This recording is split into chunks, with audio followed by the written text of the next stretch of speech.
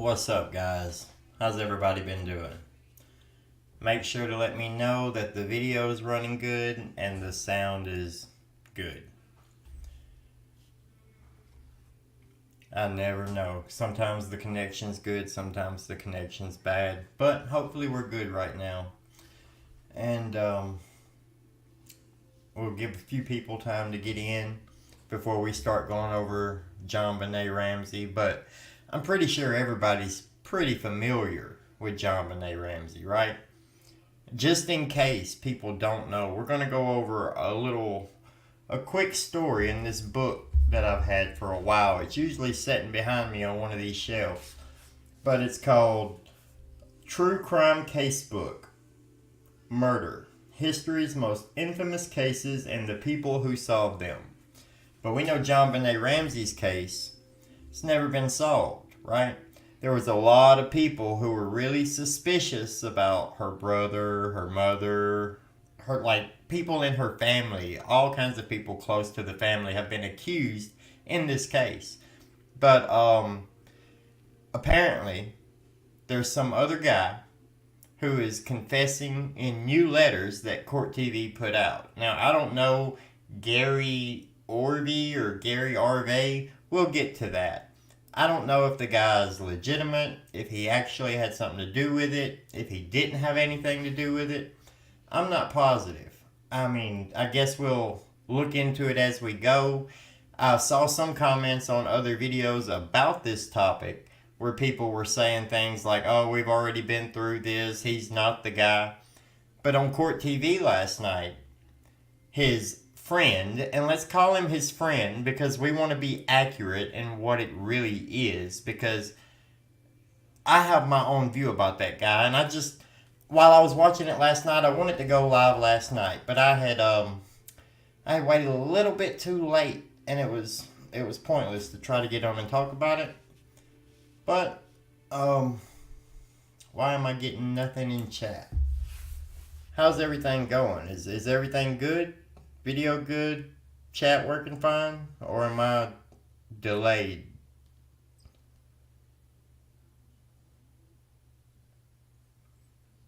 Okay, so we're here. Everything looks fine. Good deal. Alright, so let's get into the opening for the Jon Bennett Ramsey case, just in case anybody's not aware of who she was. This is Case 14, Death of a Child Pageant Queen, Jon Bennett Ramsey. In the early hours of the morning after Christmas Day, a mother discovered her 6-year-old daughter was missing and a lengthy ransom note had been left behind in a case that has baffled investigators for a quarter of a century. At the age of only 6 years old, Jon Bennett Ramsey had already enjoyed great success in the competitive world of child beauty pageants, where, guided by her mother, Patsy, she had become Little Miss Colorado, Little Miss Charlevoix, Colorado State All-Star Kids Cover Girl, America's Royal Miss, and National Tiny Miss Beauty. Inside the family home was a large display case to show off all the pageant trophies the little girl had won. When she was asked about them by her friend Lindsay, the daughter of Patsy's friend Judith Phillips, she had said, "They're not really mine, they're more my mom's trophies." So, of course, that's, letting people know that the mother was pushing her to do this, which most people should know with a 6-year-old, right? If a 6-year-old is that accomplished in beauty pageants, the mother probably has taken an interest in it and has pushed her daughter to do these things. Maybe she wanted to too, so we're not going to criticize her. I don't know, right? I don't know what Jon Bennett's wants and desires was. I wouldn't put my child in beauty pageants, but hey, I can't parent everybody else's child. I can only parent my own, right? Originally from Georgia, the family had moved to the town of Boulder, Colorado, in the shadow of the Rocky Mountains when her father John's computer software company relocated there in 1991, the year after Jon Bennett was born. It was here that in 1996 the Ramseys had enjoyed Christmas Day together at their friends Fleet and Priscilla White's house before returning home around 10 p.m., as they had an early start the next day with a flight to Michigan for a holiday at their cottage. The following morning, Patsy was the first member of the house to wake up at 5:50 a.m. and walk downstairs to find 3 pieces of paper on the bottom step. She picked them up and read what was a ransom note informing her that Jon Bennett had been kidnapped and demanding money for her return.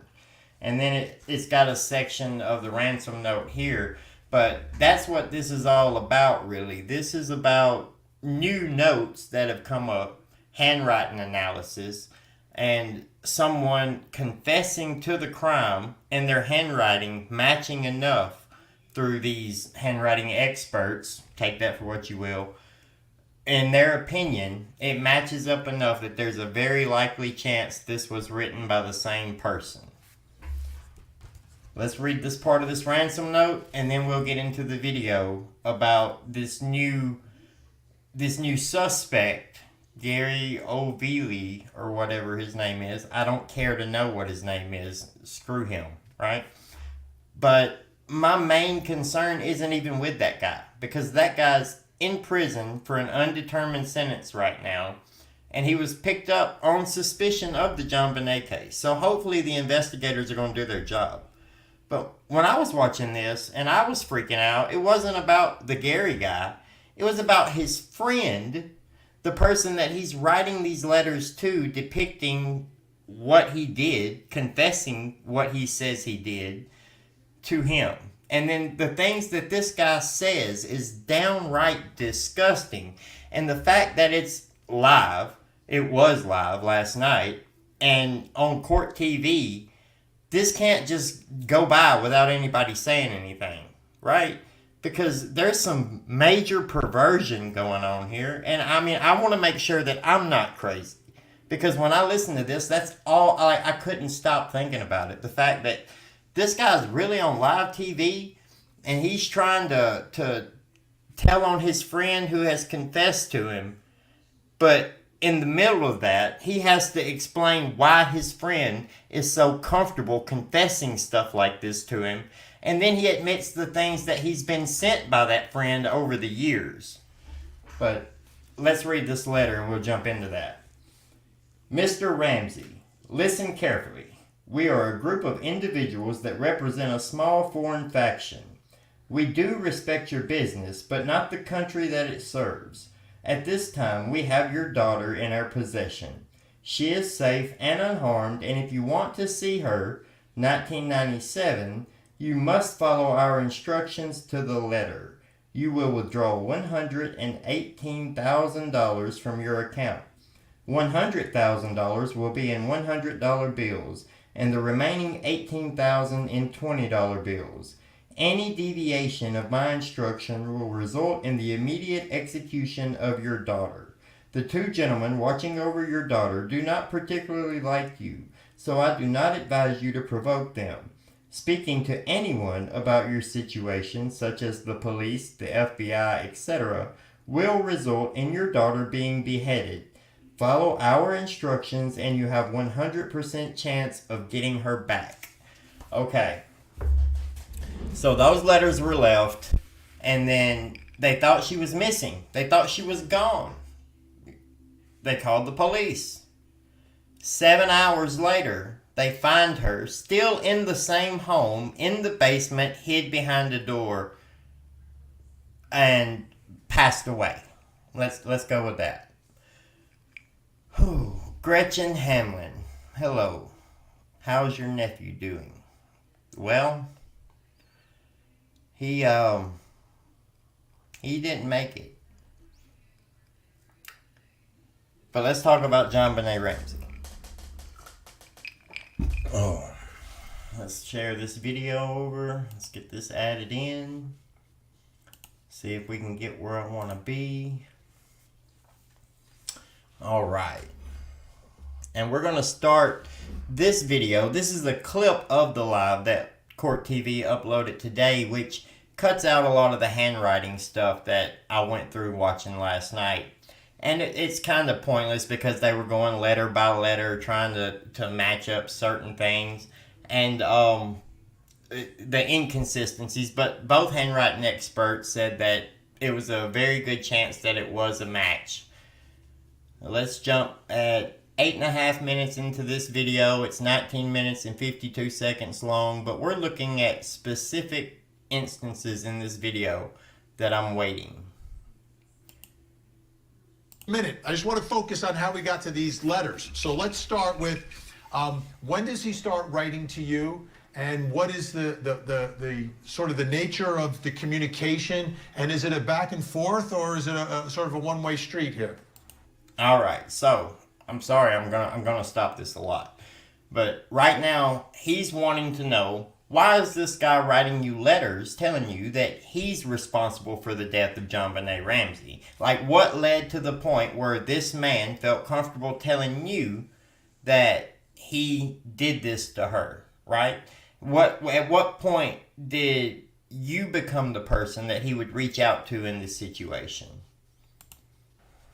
Well, right after high school, I went off, got married, went to college, all that good stuff. And Gary stayed in touch with the mail, the U.S. mail, believe it or not. Back then, that's how we stayed in touch. So I was taking a TV and radio course, and I had access to this fantastic studio. So I was making these funny cassette tapes with all their sound effects and stuff. And I popped Gary, was one of the guys I popped with one of these cassette tapes. Well, he loved it. He mailed me back a cassette tape. And this went on for years, I'm going to say 16 years. All right, so they went to high school together, right? He says before this, they went to a smaller high school. It was like 100 people in the whole school. And that when they graduated, he just said they kept in touch through the mail, like writing each other letters, which is really something we used to do back in the day before the internet. I'm only 36 years old, but the internet didn't really take effect in my area out here in Huntsville, Alabama until I was like 12, 13, something like that. And before that, letters were very common. People wrote letters. And then while I was in the military, letters was a big thing. We wrote letters, right? So people do use the mail to write letters, but as far as they go, this was before they even had much other option, right? So they keep in touch through the mail. He's working for a radio station. He's sending tapes of funny sounds, he says. But what funny sounds? Like, what kind of tapes is he shooting out to people, especially Scary Gary, as this video is titled on Court TV's channel? Getting cassette tapes and things from him and really not talking by telephone, which made that phone call in 96, very well. Okay, so let's get to the phone call in 1996. This is when you say everything changes, and we know this is when Jon Bennett is murdered. So what was this phone call like? When was it? And what was said? All right, so they didn't talk on the phone, though. He wrote letters and stuff, but they just didn't talk on the phone. But suddenly, this guy has his phone number and is in a state of panic and calls him in 1996. And what does he have to say to him? It was December 26th. It was almost midnight on the 27th. It would have been the morning of the 27th. Well, all of a sudden, it was the happiest time of my life. It really was. Feels weird, right? Feels like he's, delaying. He's trying to come up with the story in his mind as he speaks. I mean, that's just what it comes off to me as, right? I'm not saying he's not telling the truth, but all of a sudden, that was the best part of my life. Like, we're bouncing around a lot. It seems to be kind of nervous. And maybe he's kind of nervous because he's being directly asked about why this person is writing him letters detailing what he did to this little girl, right? I just bought a house. I married my high school sweetheart, ironically, right? And then, things were going so great. And so my family went to sleep, and I remember it. You remember a phone call you get that's terrifying. You remember it. You remember the room you're in when you get that phone call. You know, I have that. Like, I can't lie about that. When I'm like at nighttime, late at night, when I'm laying down, when I'm in the bed, if my phone rings, my first thoughts are negative thoughts. My first thoughts are, oh my God, who's calling me right now? Why are they calling this late? What has happened to who? Right? So I kind of get what he's trying to say there, but still with the stuttering and the way he it's just, it freaks me out. It freaks me out at the discussion we're about to have. And I remember with the Christmas tree and everything. It was December 26th, and it was about midnight. And I get that phone call, and it's Gary's voice, and he's like, oh, I just heard, little girl, like it was the most terrible. I'm getting goosebumps just now telling you guys this because it was. Now, is it just me, or did the impression he did match exactly with the picture of this guy?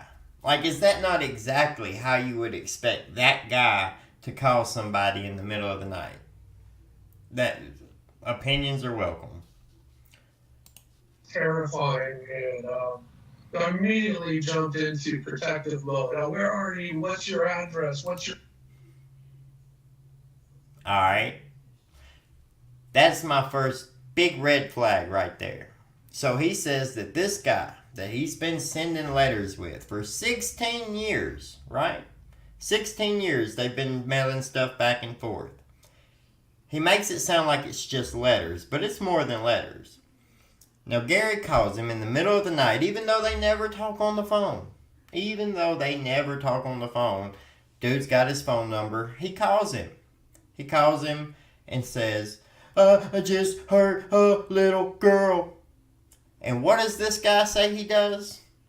He immediately goes into protective mode, right? Now, is it protective mode of the little girl that's supposedly hurt? Or is it protective mode of his friend calling him in distress? Think about that.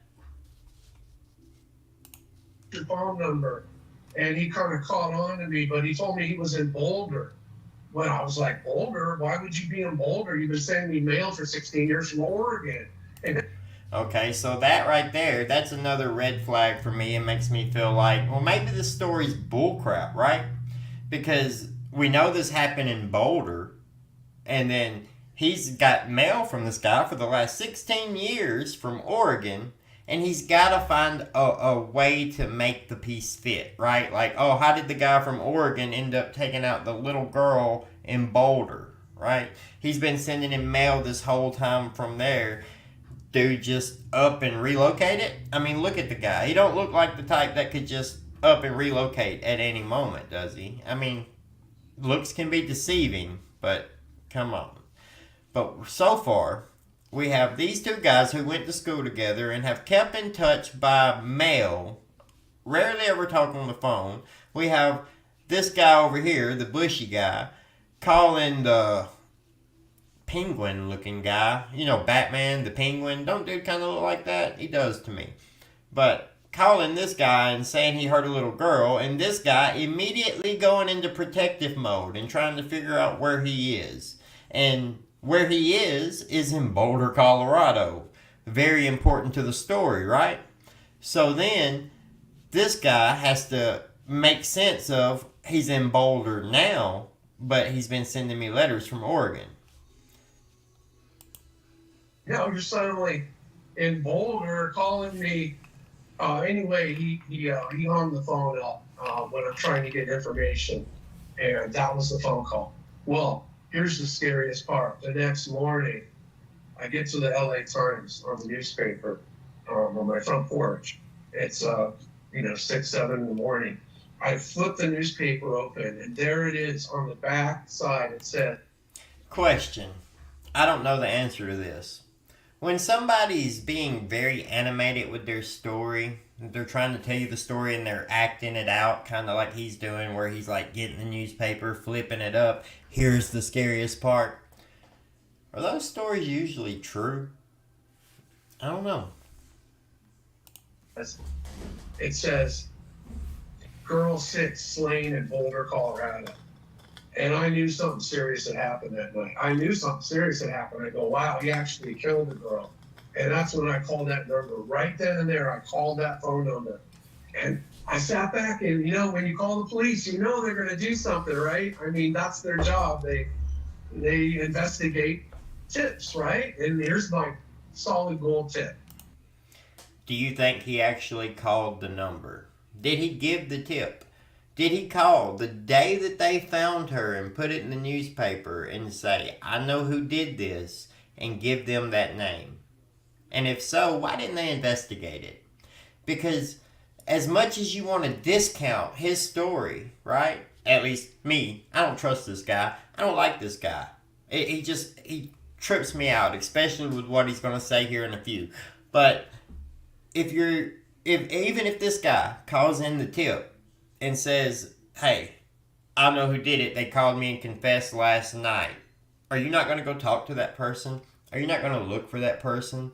Are you not going to put out a bolo for that person at least? Right? It seems real weird that they wouldn't look for this person. Anyway. But I sit back, I'm telling my wife, any day they're going to arrest Gary, watch this, it's going to be incredible. And then all of a sudden, like every day would go by, and there's no phone call. I mean, the police never followed up. So after 3 months, I called them the second time. And I said, look, I need to tell you, I've got a really good lead for the John. Now I knew her name was Jon Bennett. And I said, I got a lead for the Jon Bennett murder. And they said, okay, let me put you through to the Jon Bennett line, quote unquote, the crazy person line, right? Because by now, thousands of people had called. Now, would that really be the crazy person line? I mean, this is the most famous unsolved case in the United States. So is it so weird that the Boulder Police Department would have a line just for this case? When the whole world knows about it, when it's been going on for a quarter century, is it so weird that they would have a line open just for them to call? Now, of course, it wasn't a quarter century. It was more like a decade at where he's talking about right now, but let's see. Thousands of, who knows, my tip got buried in there, who knows what happened. I'm still thinking Gary's going to be arrested any day. You talked about John Mark Carr earlier. And let me tell you something. I knew when John Mark Carr got arrested, I knew that I was like, what is this? I mean, I know Gary did this. I know who killed Jon Bennett. Now, what's up, Captain Kirk? So this guy is telling the police that he knows who did it, and they're just ignoring him? I mean, did any of this stuff happen? Is any of this here verifiable when he's on there reporting that he called him and told him that he did it? Because, see, what it feels like to me is this guy knew about it. He was friends. I think they wrote, like, how can I say this on YouTube? I think they wrote just perverted letters, fantasies back and forth to each other about what they were doing. Or maybe this guy's living vicariously through the Gary guy while he's out committing these crazy crimes, right? But there's a reason why they kept in touch for 16 years. And we're about to get to the part where it makes me believe all of this with this guy when he describes and how he says what Gary was sending him over the years. So never any response from police. You make the initial call, you make the second call. Did they ever get back to you? No, the Boulder police never contacted me until the TV show 48 Hours and Lou Smith followed up.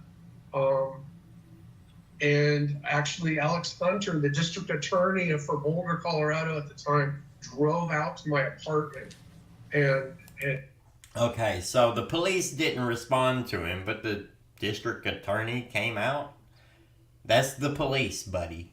That's still the police. It's the main police. Ventura.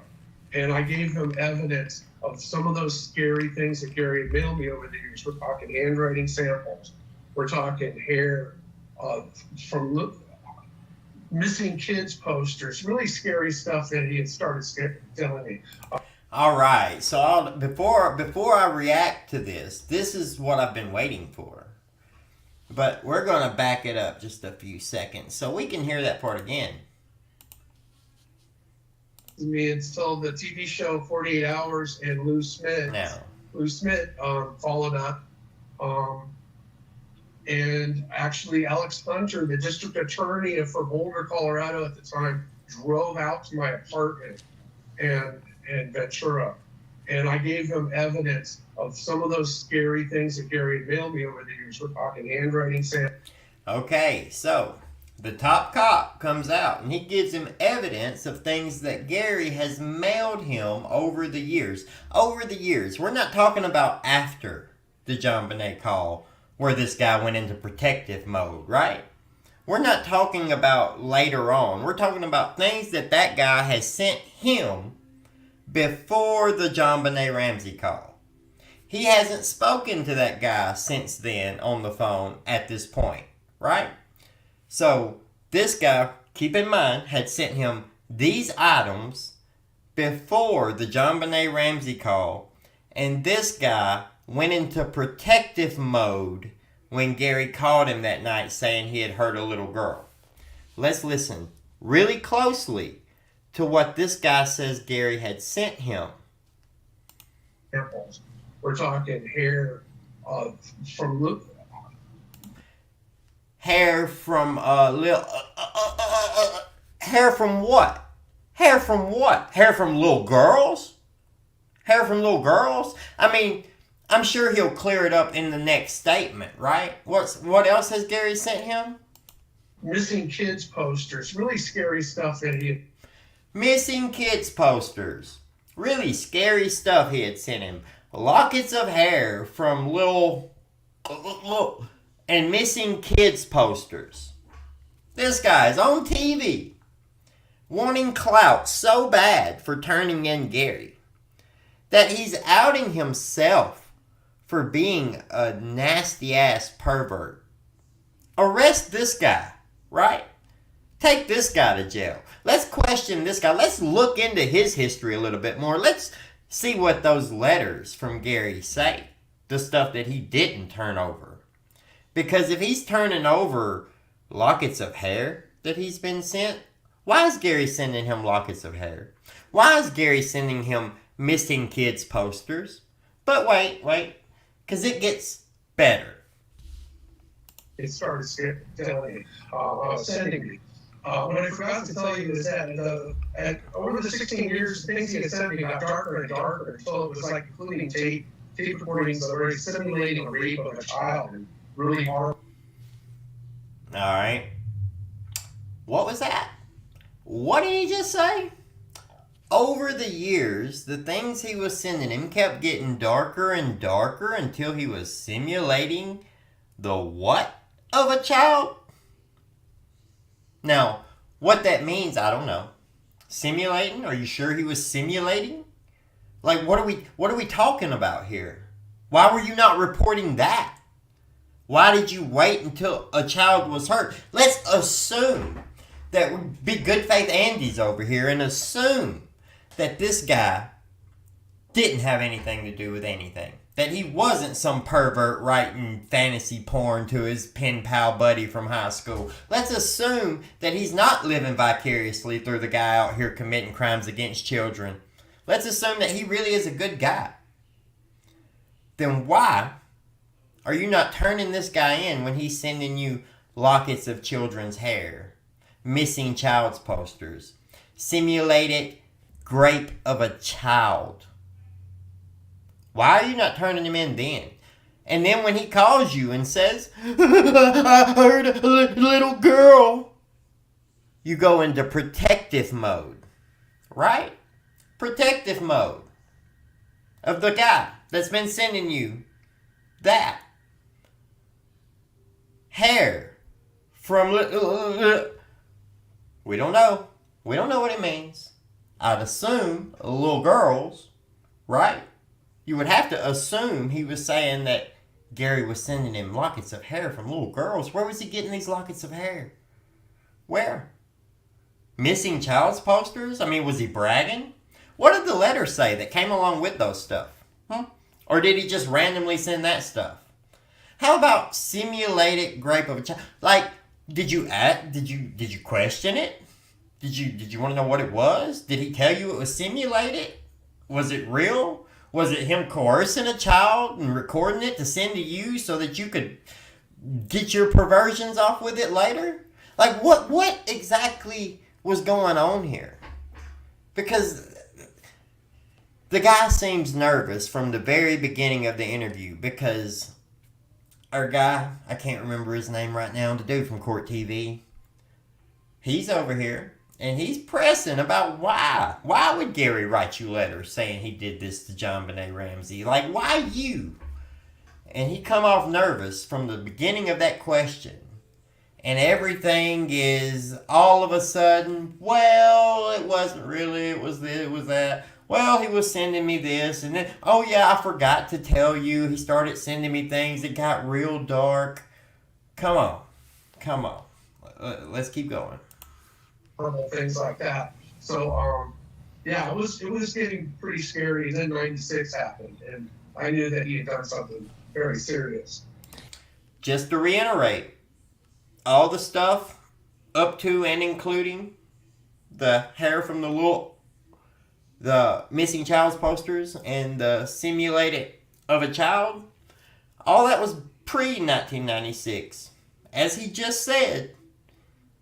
But he went into protective mode on the call. So when you get a letter where because over the phone, I would consider that a confession too, right? I hurt this girl, he says he's in Boulder, right? So that's one part. When do you start getting letters or the letter where he purports to confess to the murder itself? Right. It's an interesting story because It's an interesting story. I just don't like this guy. Is that wrong? Is it wrong that I don't like this guy? Like at all. I don't want to give him half the chance to even be a decent person. Because if you didn't turn this guy in before 1996, you're partially to blame that this happened. Now, sure, it could have still happened.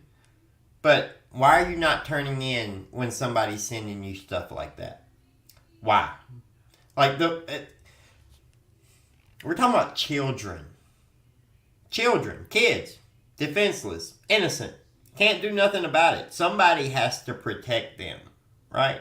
Somebody has to step in. If that child doesn't have a protector, somebody has to step up and protect them. If you know, it doesn't matter if it's your child or somebody else's child. If you know something terrible is happening, you should prevent it. If you know somebody has ill intentions toward a child, you should go out of your way to make sure that that person is at least being watched, preferably detained. Whew. May of 2016, I had enough. I found Gary's Pinterest page. It was basically a trophy page to Jon Bennett. There was 65 photos of Jon Bennett in there. Now, how did he find this? Did he just happen upon it? Was he searching out for this guy's trophy page? What does he mean? The Pinterest page, right? Pinterest? Dude had a Pinterest page full of Jon Bennett Ramsey? You just randomly found it? Or you were searching it for a reason? You were actively looking for Gary's random Pinterest page? Or you stumbled across it while going through your daily activities? And I just went livid. So I thought, what can I do to help this case along? What can I do? It was 2016, so I wrote I have a friend who's an FBI agent, sent her. Now, 2016, this guy who got that phone call, he called the police twice. The police came out and talked to him once. The show come out and talked to him. Maybe they had some reason to think that he wasn't telling the truth. Maybe, But, I mean, he's on Court TV right now.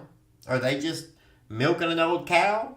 Or do these handwriting experts who say that the handwriting has a very good chance of being the same person, are they bought and paid for? Or are they legitimate?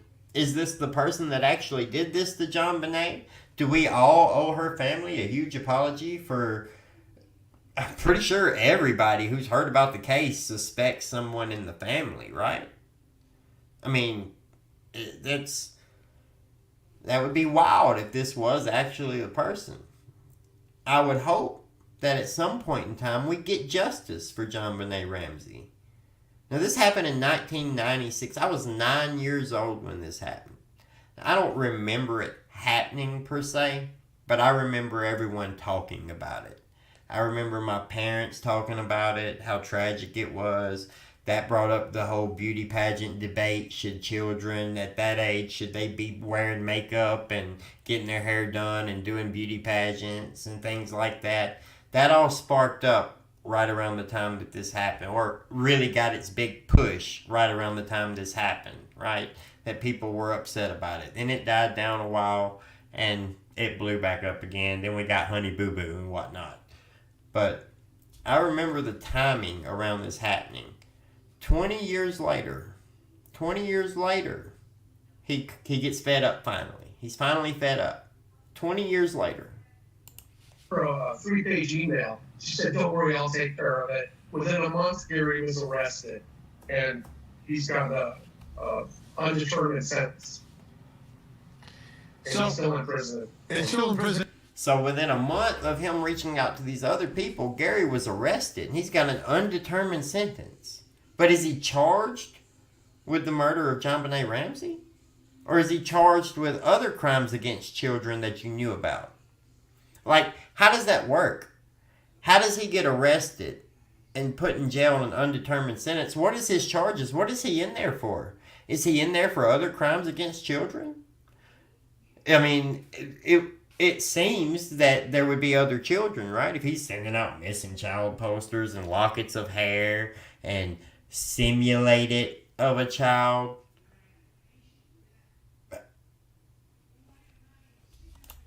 Now, I mean, the guy clearly has issues and has problems, and the question is he the one responsible for all of this? So you get the letter from him. What do you do with the letters once he starts confessing to you through these letters? No, what the way that happened is that within All right, so we're about to get into when the guy started writing letters confessing about Jon Bennett. Now we know that he turned the guy in, right? He called these other people, told them they've got him arrested. Gary isn't trying to hide that he did this, right? So he's trying to claim that he did it, or he's just admitting to him thinking that nobody else is seeing this? I mean, how does this situation go where now he's writing detailed letters? And hopefully this clip has a part of a letter that Gary wrote to this guy, and it'll give you a little bit more reason to understand why I feel like there's a lot of sketch going on in this friendship. Like they're two peas in a pod, if you know what I mean. Forrest Gump would say peas and carrots, you know? months he was arrested, and I was like, oh wow, it was like a backpack full of rocks. It was like relief. I finally was free from worrying about Gary loose in society. So expressive. It was the best feeling in the world. And I thought that was enough. That's what I needed, right? And then, but what happened was somebody said, hey, why don't you write Gary a letter and ask him what he did that night? Well, tell me. And I said, that's a brilliant idea. So I started sending Gary's letters. To my surprise, he started sending them back. All right. So the investigator said send him letters, and he started sending letters to Gary, and Gary just started sending them back, right? And I tried everything to try to get him to talk about his life and just about everything, about how this got to this point. How what got to this point? How he got to this point? You don't think that all the stuff he was sending you for those 16 years led up to him getting to this point? I would think that there would had to have been some pretty interesting conversations when he's sending lockets of hair from missing Lil and missing child posters and simulated of a child. You would think that there would be some interesting conversations going on between them during that time period, since they kept in contact, right? Since he went into protective mode when he was told that Gary hurt a child. I just can't get past that. Am I crazy? Am I crazy? Or is this guy outing himself? You know, and about Jon Bennett and his obsession with Jon Bennett. We talked about every detail, and then what happened is I couldn't get enough details from the letters, so I had him start to call me on the telephone. He couldn't get enough details from the letters. Couldn't get enough detail from the letters. Now that's very interesting, because we're about to get to him opening up a letter and commenting about how detailed the letter is. But the letter just seems coded. Let's get to it. And I'm recording those calls.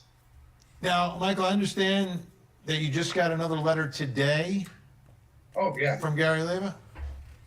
Yeah, matter of fact, I do have a letter still sealed right here. It's dated July 31st. Today. Or yesterday, I guess, because they were live yesterday doing this interview. But a letter from Gary, live, unopened, hasn't even opened it yet. See what it says. You mind opening it and tell us what Gary has to say tonight? I sure do. And I got to tell you, we've got some amazing details coming up. We have a new private investigator that's working with us, and it's really helping this case. I'm very excited.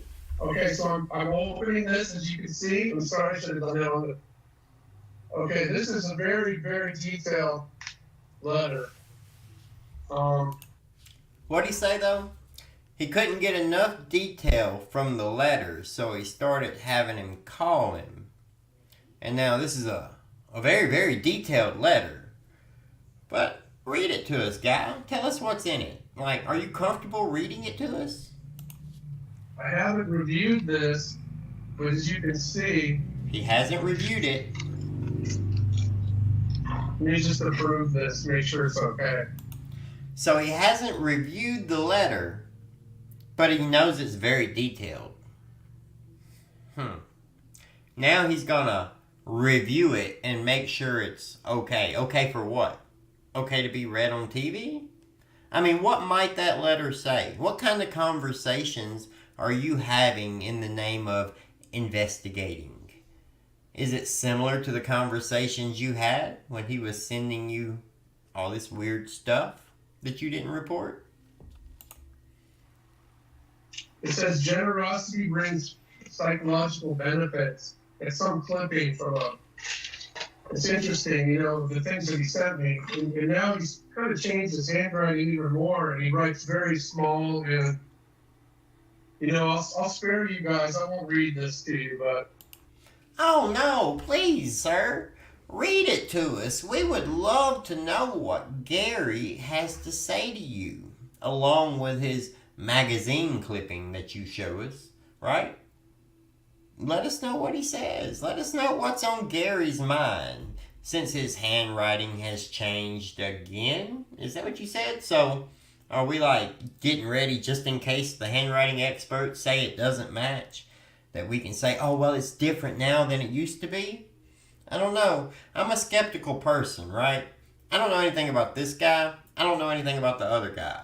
The first time I've ever heard of either one of them is last night when I watched the live stream that this is from.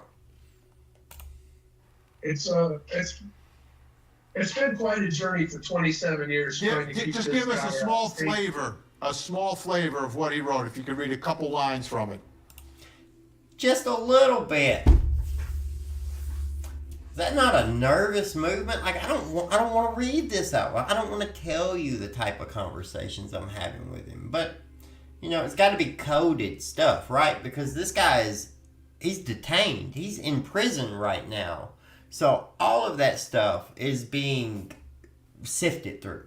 They're reading the letters he's sending out before they send them out, right? In the garden, there are patches where others have dumped things of little value that need clearing out and tilled ready for planting, that are patches where no matter one tries to grow, a surface then dies. It never takes hold. Needs the right nutrients. That's where the patches are. Think about that. Think about what he's saying. Things never get planted at the right time, so you must keep replanting. So now, one more time. Just a flavor of the letter. This is the safe part that he feels like he can read from a prisoner who's been sending him inappropriate stuff for 16 years, and then suddenly he is arrested. He snitches, whatever, tells on him about the stuff that he did 2 decades ago, right? And then he gives the attorney, district attorney, whatever, the evidence where this guy, before that phone call where this guy got protective, the evidence this guy had been sending him, like,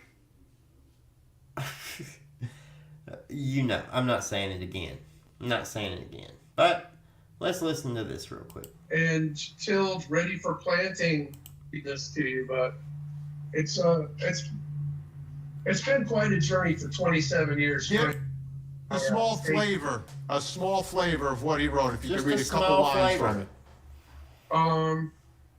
Picks the in safe the garden, spot. there are patches where others have dumped things of little value that need clearing out. Weird. That's a weird sentence to start out a letter, right? I wonder what he's talking about. And, he's in prison. He knows those letters are being read by the guards. But would a $15 an hour guard be trying to investigate coded writing from a crazy person saying some crazy shit? And tilled, ready for planting, that are patches where no matter one tries to grow, a surface then dies. Weird. I mean, it's just a weird phrase, a weird sentence, a weird choice of words. It never takes hold. Needs the right nutrients. What are the right nutrients? What exactly contains the right nutrients to make those patches grow where things are dumped of little value? That's where the patches are. That things never get planted at the right time. So you must keep replanting. So it's just bizarre. Bizarre stuff, but I mean, very bizarre. Like, as bizarre as it gets, right? this case is still unsolved. There's a purported confession here. Now, this is what I want to do, Michael. I want you to stand by, because what we're doing here tonight is taking some of the letters that you've provided, and there's the original ransom. All right. So, let's just go ahead and remove this and make me big again. All right. So, the rest of that last night, I watched a lot of it, right? I cut it off before the end because there's only so much to take. I was going to go live last night and point out the way I was feeling, but it was late. I was tired. I didn't feel like doing it. But this guy, I have the worst feeling about this guy. I feel like this guy needs to be questioned a lot more. Now, it's perfectly normal for a person to be nervous, right? Perfectly normal for somebody who's coming on court TV to be nervous. But I'd be a lot more nervous if my friend from school had been sending me inappropriate shit of the magnitude at which this guy describes one more time for the record books. Hair from little missing child posters and simulated of a child. No reporting. Doesn't report anything. When that guy reaches out to him, I heard a little girl. He goes into protective mode because that's his friend. So what if a little girl got hurt? I need to be there for this friend. I need to protect him from the consequences of his actions. But the guy got whatever, suspicious of him, wanting to know where he was and whatnot, hangs up on him before he could get enough information, is what he says, right? But he doesn't do anything at that point. Because he doesn't know anything really happened. He just knows what a crazy person called him in the middle of the night and said, right? So next morning he goes out, he flips open the newspaper. When he opens up that newspaper, he sees that Jon Bennett in Boulder, Colorado, where Gary said he was the night before when he called him and said that, had been murdered. Very strange. Now, I know I just said the next morning, but it would have had to been the next morning, right, for it to make the newspaper, because she wasn't found until the day after Christmas. So whoever did this Christmas night, early morning, the day after Christmas. It's sad to see, right? It's never... I try to avoid cases that have to do with kids, right? And I feel like this one would have been easier for me because it's Jon Bennett Ramsey. It's the most famous case that's unsolved ever, right? Everybody knows about it. When you start really getting into the details of it and stuff, it's a child. And no matter that this was almost 30 years ago, this was a child who was innocent, who was at home, Christmas night. And somebody did the unthinkable to her. Her family's been accused constantly. Yet we have this guy saying that from the very first day that this was reported on, he's been telling the police that he knows who did it. That he got a phone call the night before where all the puzzle pieces, if this guy is telling the truth, right? Because that's a situation we're in here. If this guy's telling the truth, then Gary, or somebody that was with Gary, who knows, but Gary is the one who did this to that child. What are the chances that on the same night, in the same town, a pedo would be running around and calling his friend at midnight, right in the time frame that this happened to Jon Bennett, in the same area that this happened to Jon Bennett, and tell him that he just hurt a little girl? What are the chances that those two things wouldn't be connected? That it wouldn't be the same situation? So if this guy's telling the truth about the phone call, then you got to believe that Gary's the right guy. And the handwriting people did say that they were relatively positive that it would be a match on the handwriting. They went through each letter. They were saying, yeah, the letters are different, but there's certain characteristics that have stayed the whole time, and that's what you have to really look at for a detailed situation. Now, the police have known about this. And they didn't arrest him before. Why is the guy in jail right now? Love to find out. I'll look into that later. I'll let everybody know. But what do you guys think about it? Let's read some comments and see what you guys have to say. Do you trust this guy?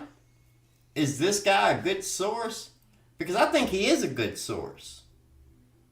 I can't imagine Right? Here's how I see this. Now I don't know if Gary's guilty. I don't know anything about this guy. So I'm not making accusations toward him. I'm just talking about what I think, what I feel, right? This is not verified information. I haven't looked into this guy whatsoever. Can't even remember what they said his name was. That's how irrelevant this guy is to me. But his actions and his words, they're not irrelevant. So what I think is that there's two perverts. And they're in high school together. One of them moves off, gets married. One of them goes down a rougher path. They keep in touch. They're talking back and forth. This guy is bored in his life. They're both a little weird, right? I thought it was pretty ironic in the beginning of this interview when the guy is asking him, did you notice there was something weird about Gary in high school? And the guy goes into, oh, well, we were kids. We didn't really notice anything. We were naive. But it was obvious something was wrong with Gary. Well, that's what he just asked you. You interpreted what he said, the question that he asked, as something different. But all he said was, could y'all tell one of these things were not like the other? He didn't say, did you know that this guy was a pedo? He didn't say that. He didn't say, did you know that this guy was a murderer? He didn't say that. He just said, did you know that one of these things were different? So it was just a weird answer. But yeah, I think he knew. And I think that one person was out committing crimes, was out living a vulgar, dangerous, drug-induced, just satanic lifestyle of not caring about other people, right? Not taking anybody else's happiness or rights into question, only thinking about themselves and their own pleasure, sinful or not, just immoral as hell, and preying on people who couldn't defend themselves. And then he was telling this other person all about it, bragging, telling his stories. If it was simulated, maybe recreating acts that he performed to send to this guy. Right? Just speculating. Not saying that's what happened. But as far as what this guy said, Gary sent him those things. Gary had to have some reason to feel comfortable sending things like that. And this guy didn't report Gary. Lockets of hair from... Finish that sentence, buddy. Lockets of hair from what? Little girls, right? Everybody's on that. Everybody knows what you were... Just say it. Because you follow it up right after with missing child's posters. I don't know. I gotta get off this subject. It just pisses me off, you know? Like, that's disgusting. And the fact that this guy says he went into protective mode after all of that. After getting simulated of a child. How did you know it was simulated of a child? He had to tell you that, right? He had to specify that this is a child. Or was he making the child's voice himself? Or was there actually a child there and you're just saying simulated? Like, what? Like, I have so many questions about this guy. How did the police not have so many questions about this guy? I mean, we're not talking about the Boulder police, right? We're talking about national, federal. Like, where are they at? How is this airing? How's it still even up? Why are the police... I don't know. I feel like the police should be taking shit like this down. Anyway, I'm over that. I'm over it. Now, let's get into the Kylie Rodney stuff. I need a little bit of a moment to reset my brain because I get worked up when it comes to people doing things like that. It just, the thought of what was going on here. But let's get into Kylie Rodney. Now, that's when I started doing YouTube. True crime YouTube is with the Kylie Rodney case. And the reason that I started doing true crime content with the Kylie Rodney case was because I was watching Ryan Upchurch. I've been a fan of Ryan Upchurch since like 2016 or so. And I think he's funny, right? I like his music. He lives like an hour away at best. So it's like the songs that he sings when he's referring to his life, to his experiences, those are my experiences. We're close to the same age. I'm a little bit older than him, but we had relatively a very similar youth, right? Now, the Kylie Rodney case in general, for anybody who's not aware of it, was a 16-year-old girl.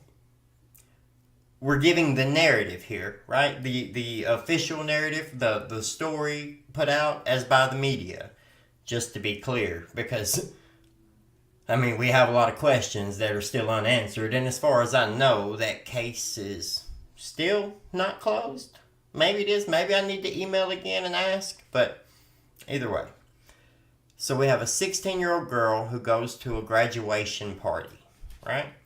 She goes with her friend, Meg. They get there together. As soon as they get out, they are bombarded with guys trying to get them to drink and do drugs.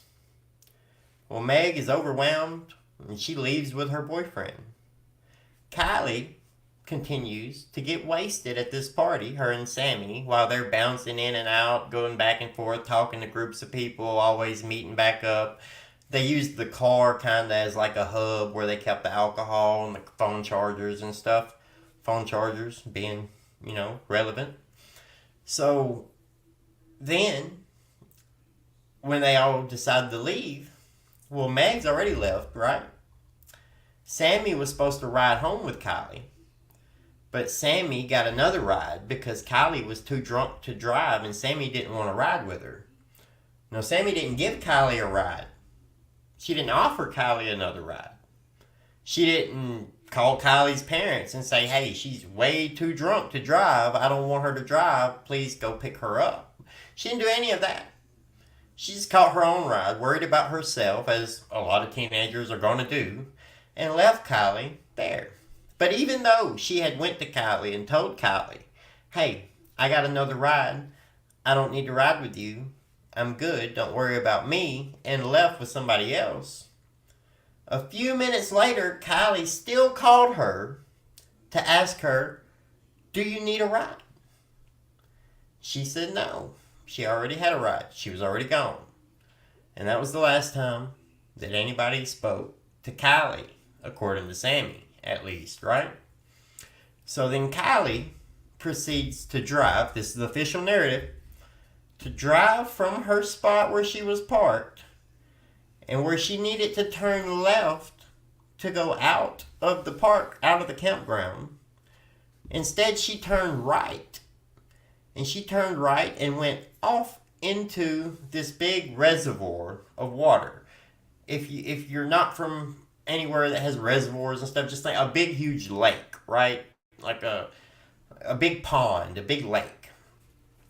She drives off into this and she can't get out. She drowns in her car. But nobody knows that she drove into this lake. Nobody knows she was in that water. So there's a huge manhunt going on. Everybody's searching for her the next day. Where did Kylie go? Was Kylie abducted? Is it human trafficking? Does the cartel have her? What's going on? So all these theories pop up, right? From drugs and her friends did it and she run off with somebody or she's been abducted. All these different theories. Well, then we have a tow truck driver and he comes out and he says that the day after that party, he had went to another reservoir. I want to say it was like Boca. Was it called Boca or something like that? I'm sure Chad will let us know, or the comments. But he goes to this other reservoir and helps a girl who he says he's 100% sure was Kylie, and a guy. And they were being weird, and the car wouldn't start, and they were on the side of the road, and they said they had been there all night, and they looked like they were hungover or had a rough night or whatever. And she seemed like she was kind of avoiding the other guy that was with her. They wouldn't be on the same side of the car at once. All this stuff, right? So obviously, you've got people coming up with theories and conspiracies. You've got Sammy. Sammy said some things that also got a lot of people talking. I'm trying to condense this story as much as possible. But there was a lot of speculation and theories about what happened to Kylie. And they're on a huge manhunt. 20,000 man hours were spent looking for Kylie. And they couldn't find her. Even though the last phone pings for her location was right there at the campground. They couldn't find her. Searched everywhere. Adventures with Purpose. Now, we all know, I hope everybody in chat knows that Adventures with Purpose is no longer worth supporting whatsoever. That the owner of Adventures with Purpose is exactly the type of person that we were just talking about previously. Exactly that person, to his own cousin, admitted by him in emails, charged. Now, they come in, but it wasn't Jarrett. It was Doug Bishop and Nick Wren, and I guess some of the other crew, right? Josh Cantu, maybe.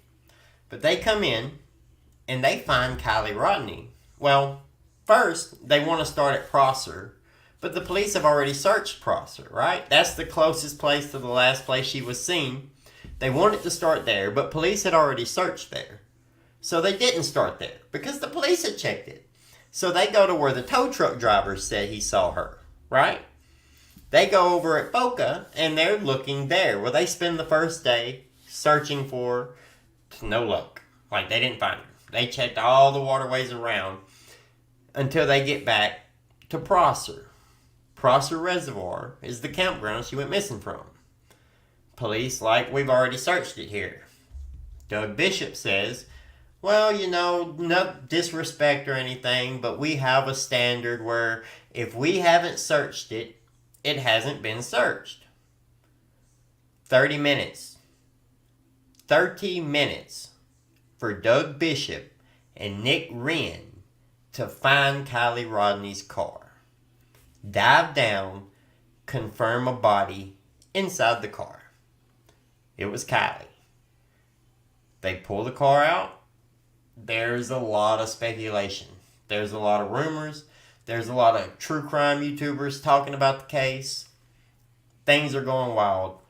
During this time, Ryan Upchurch, the guy I was talking about earlier, the one who I'm a fan of, love his music, all that, he's been talking about the Kylie Rodney case. And he's got some theories, and he's doing panels, and he's investigating, and he's put out, before Adventures with Purpose had found her, he put out a $100,000 reward and a Hellcat. So basically a $200,000 reward for whoever has information on Kylie. Now, in the video that Ryan Upchurch posted today, he says that he did that because he was trying to entice the kids, because she was supposedly at a party with 200 or 300 people. But the only kids, the only people that have ever come out and said they were at that party are her friends who were involved in the investigation, right? So these hundreds of people, they just never came forward. Adventures with Purpose got the money and the car, right? Ryan Upchurch paid it out. He paid out his reward because they found Kylie Rodney. But Ryan Upchurch said some crazy shit during the theories. We all probably said some crazy shit. We all probably said some things we wish we wouldn't have said. But he went he went off the rails some with it, right? He started saying, well, we don't even know that Kylie Rodney really exists. She's not even a real person. Then he starts saying that certain true crime YouTubers are involved in it or helping cover it up. Now, when he first went into that, it was understandable for me. Not that Kylie Rodney isn't real. I said that was ridiculous from the start, right? And my start on YouTube got in because I made a video and I was like, Ryan, chill out with that. Like, maybe there's a very small chance that you're right about that, but the major chance is that you're wrong about that. So now you're claiming somebody didn't exist, and they have parents, right? Their parents are hurting. We have to just assume the person's real. I mean, it makes no sense to stage all this for some false flag. Like, this is a unknown teenager who just it would make no sense, right?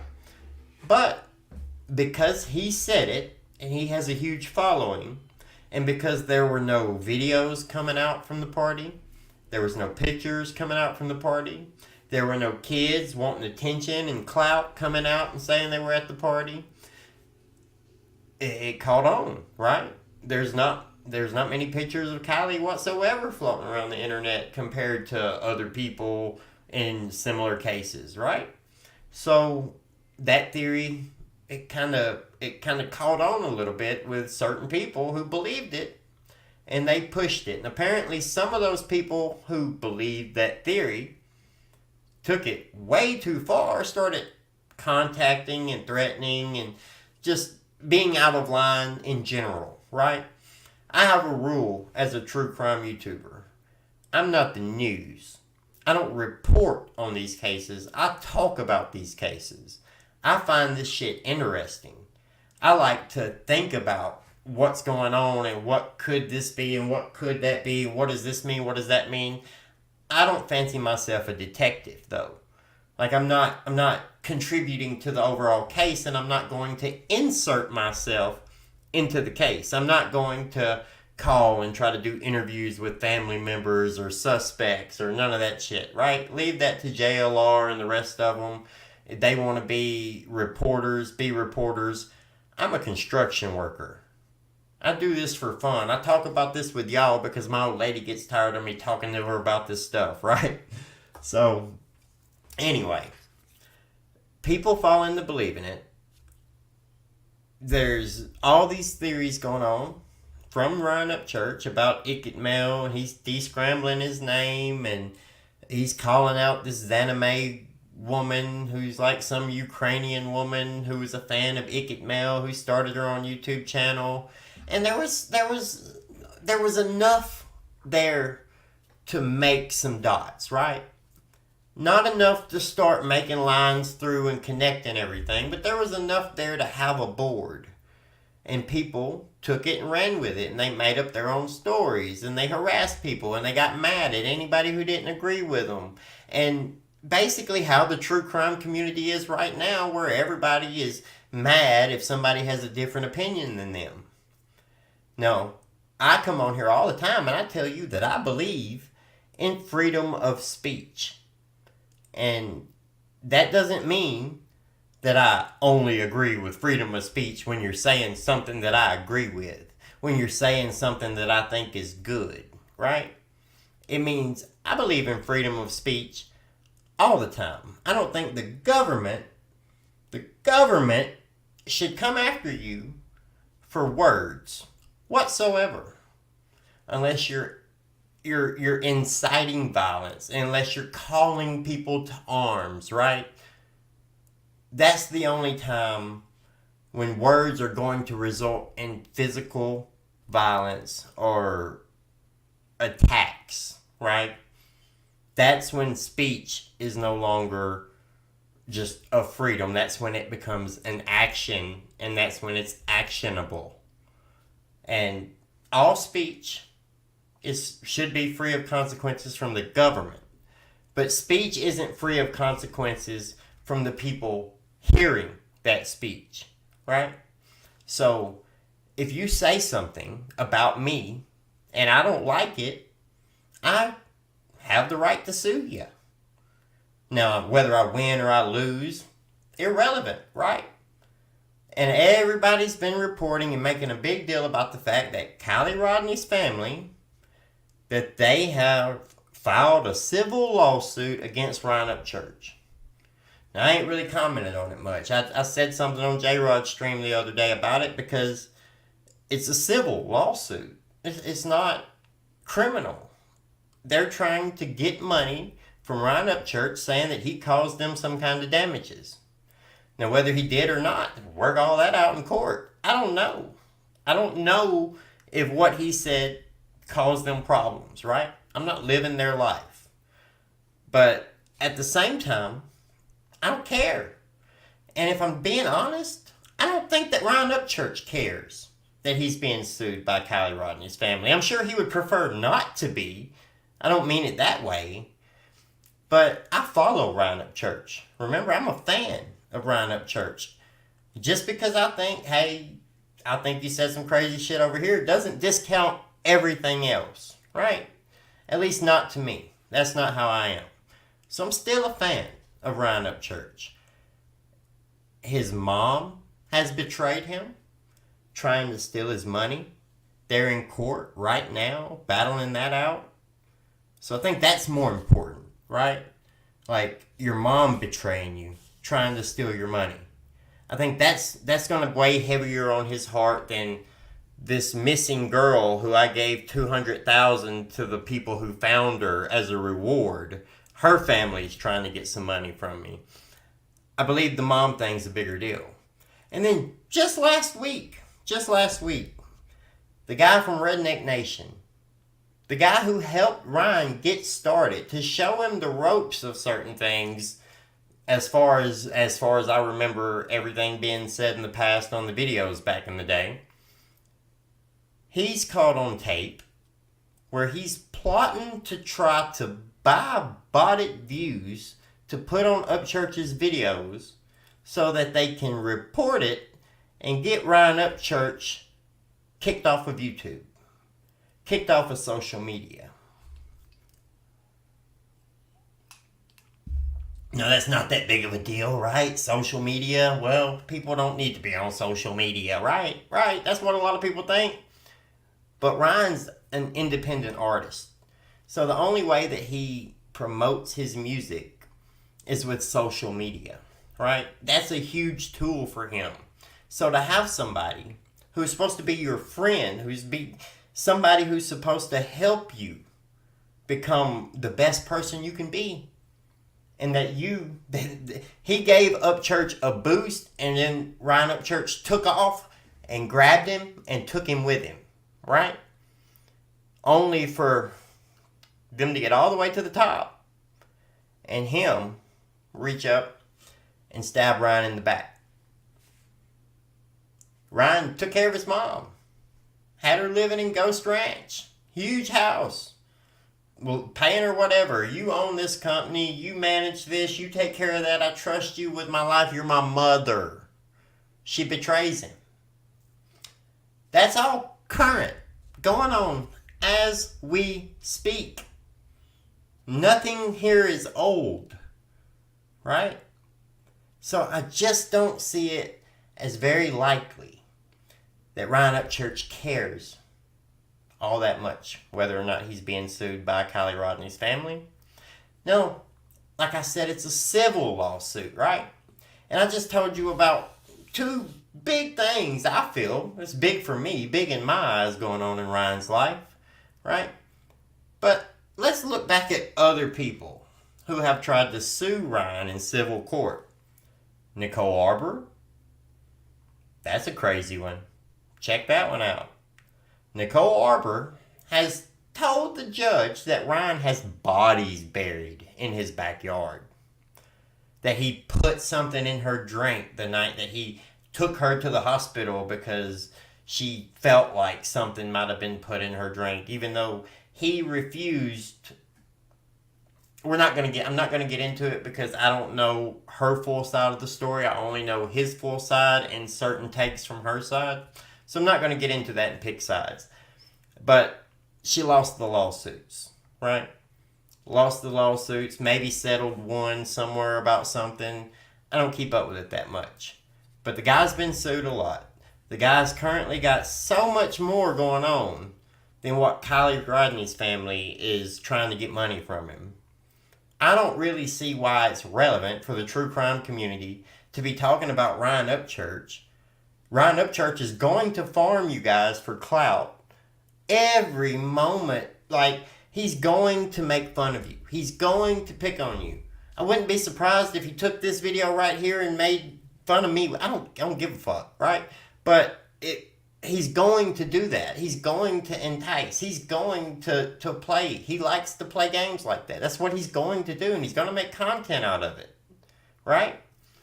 So I don't get why you would engage and try to start a beef with somebody with a channel that big, with followers that dedicated, over something that he probably doesn't care that much about, right?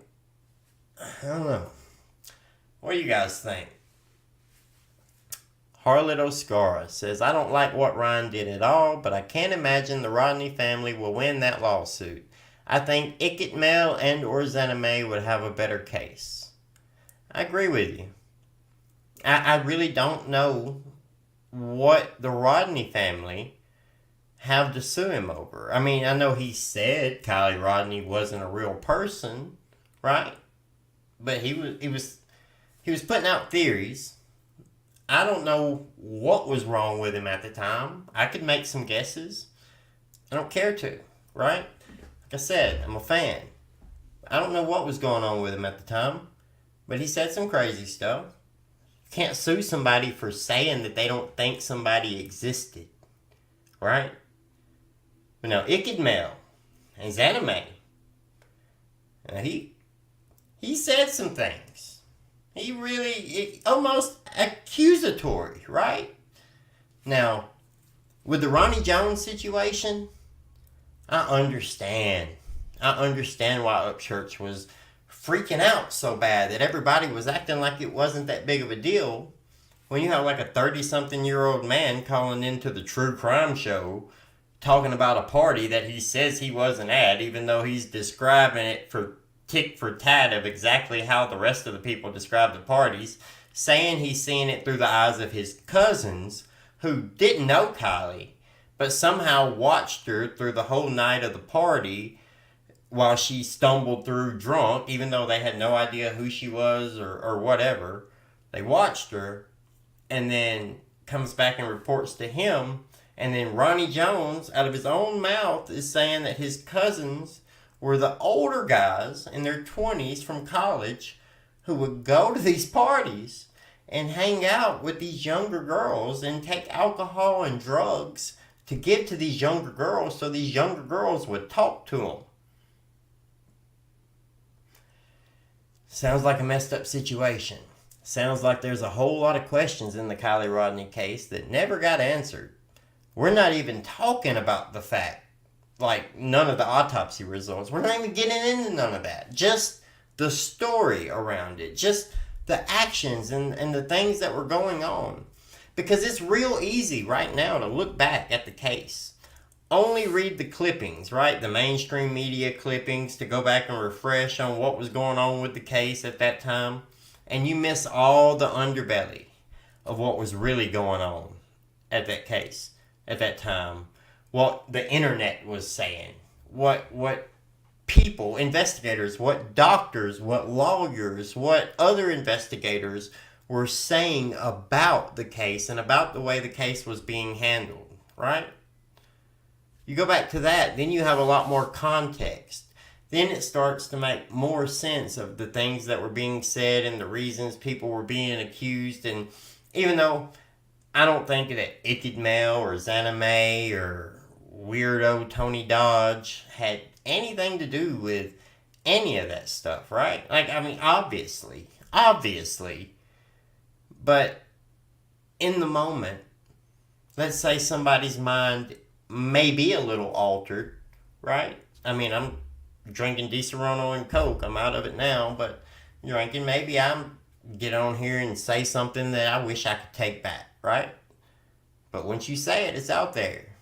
And it's damn sure out there once you say it if you've got 3 million subscribers, right? If you've got a community as big as Ryan, and then you've got the whole true crime community trying to clout shark off of him every chance they get. Like, you know how many live streams I did with Ryan? 0. I was a fan. I would have done a live stream with him, but I wasn't going to seek it out. I wasn't going to get on there and agree with him about stuff I disagree with just to make him like me. That's crazy, right? That's crazy. A bunch of people on a panel, one person says something crazy. That doesn't mean that everybody on that panel agrees with what's being said. But you also, I mean, what are the chances that if somebody on the panel had argued back that it would have changed much, you know? I don't know. I would have liked to have had a talk with him back then and try to understand where he was coming from with the not real stuff. But at the same time, a lot of things just didn't make sense anyway, right? Like, the case doesn't make sense. Stories don't make sense. Theories don't make sense. A lot of it just never made sense. I highly doubt that anything comes from the lawsuit against Ryan. I don't think he cares all that much about it.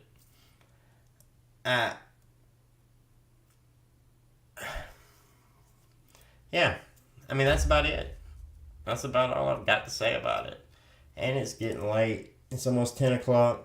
I got to be at work at 5 in the morning. So I think I'm about to end this and jump off here. Was that everything? Was that everything I was going to talk about?